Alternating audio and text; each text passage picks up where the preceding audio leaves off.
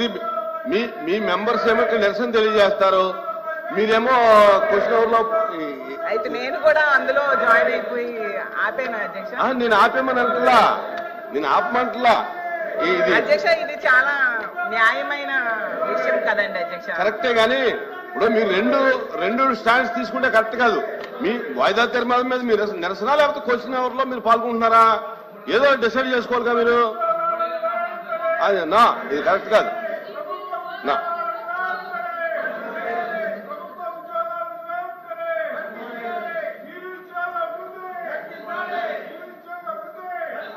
Question number 13679, Minister for Human Resources.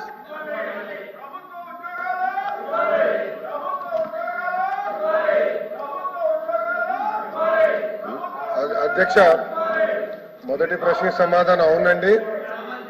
రెండో మూడో ప్రశ్నకి సమాధానం మెగా డిఎస్సి నోటిఫికేషన్ త్వరలో జారీ చేస్తా అధ్యక్ష.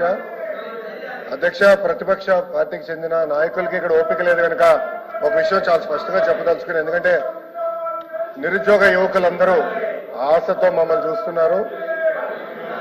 వాళ్ళందరికీ నేను సమాధానం చెప్పాల్సిన అవసరం ఉంది అధ్యక్ష. నిరుద్యోగం మీద ఆయన మాట్లాడుతున్నారు. కూర్చోండి, మీరు కూర్చొని వినండి. మినిస్టర్ డిఎస్సీ విషయం నేను చెప్తున్నాను, మీరు ప్రశ్న సమాధానం చెప్తున్నారు. 1 minute సార్. ఇప్పుడు మీరు ఏదైతే నిరుద్యోగుల గురించి అడుగుతున్నారో దాని మీద కన్సర్న్ మినిస్టర్ గారు మాట్లాడుతుంటే మీరు కూర్చుని వినాలి కదా. వినాలి కదా అన్నాను. ఇప్పుడు మీకు ఏం కావాలి? కాదండి, అదే విషయం చెప్తున్నారు.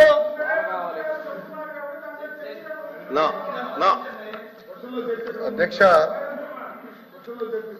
డిఎస్సి అనేది మీరు ఒక్కసారిగా చూస్తే గత ప్రభుత్వం ఒక్కసారి కూడా 5 సంవత్సరాల్లో ఒక్క డిఎస్సి కూడా వేయలేదు.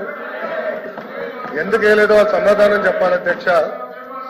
అధ్యక్ష, డిఎస్సి విషయంలో ఒకసారి చూస్తే అధ్యక్ష, ఉపాధ్యాయుల నియామకంలో ఇప్పటికీ 1994 నుంచి చూస్తే అధ్యక్ష